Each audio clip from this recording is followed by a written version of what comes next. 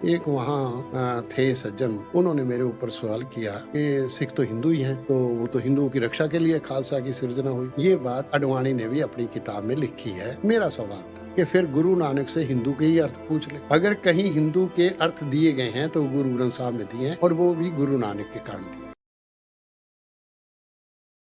What is the truth? Listen carefully. What is the truth? Listen carefully.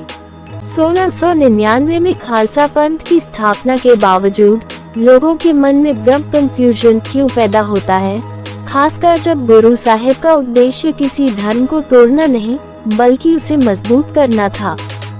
ये भ्रम मुख्य रूप से खालसा पंथ की अलग पहचान, डिस्टिंक्ट आइडेंटिटी और ऐतिहासिक संदर्भ की गलत व्याख्या के कारण होता है। 1. खालसा एक अलग पहचान होगा की गलत व्याख्या।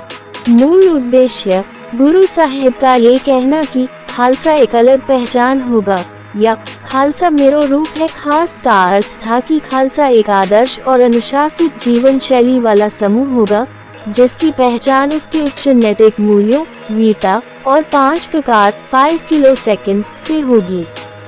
गलत व्याख्या। लोग अक्सर इस विशिष्ट पहचान को अन्य धार्मिक पहचानों से पूरी तरह अलग होने के रूप में समझते हैं।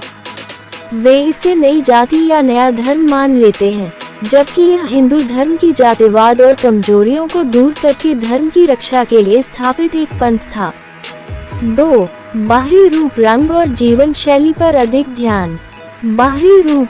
खालसा की अलग रहनी बहनी, कोड ऑफ कॉन्डक्ट, पगड़ी, टर्बन और कृपान जैसी चीजें जो एक सैनिक और संत के आदर्श को दर्शाती हैं, कुछ लोगों को यह मानने पर मजबूर करती हैं कि यह सनातन धर्म से पूरी तरह विच्छेद है।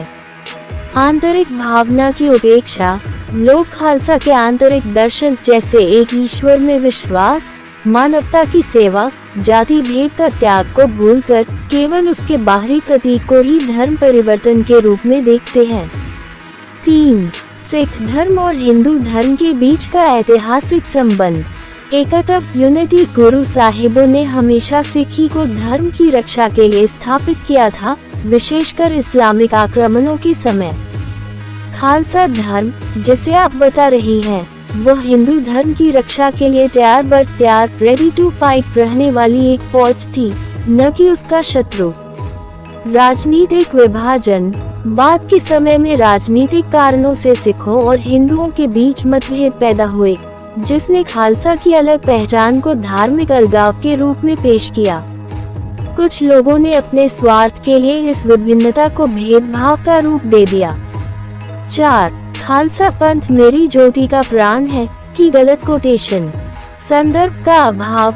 जैसा कि आपने बताया, जब गुरु साहिब के वचनों को संदर्भ कॉन्टेक्स्ट से अलग करके या गलत तरीके से कोट किया जाता है तो उसका अर्थ पूरी तरह बदल जाता है। सही भावना आध्यात्मिक उत्कृष्टता और अनुशासन की है। गलत कोटेशन धार्मिक श्रेष्ठता या विभाजन का संकेत देती। असल में खालसा पंथ का निर्माण एक रक्षात्मक, डिफेंसिव और सुधारक रिफॉर्मिंग कदम था।